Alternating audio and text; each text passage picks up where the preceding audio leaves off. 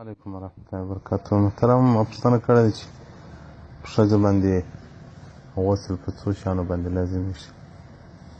یو هغه دی چې ښځه د خپل خاوند سره جماع وکړي، په دې باندې غسل لازمیږي. او کوم چې دا د ښځو مریضه ورسي د هغه څه پاک سي غسل پر لازمیږي.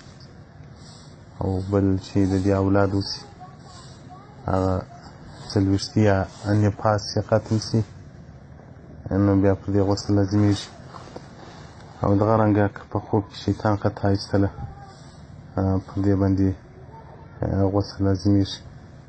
ام سلمه راته نه وایي چې رسول الله صلی الله علیه وسلم مبارک ته یو ښځه راله، بیا وویل چې یا رسول الله الله خو له حق نه شرمېږي، نو آیا په ښځه باندې غسل شته چې دا احتلام موضوع ته پېښ شي؟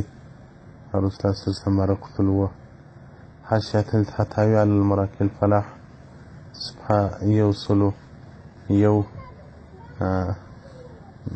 فصل ما يوجب الاغتسال. والسلام عليكم ورحمة الله وبركاته.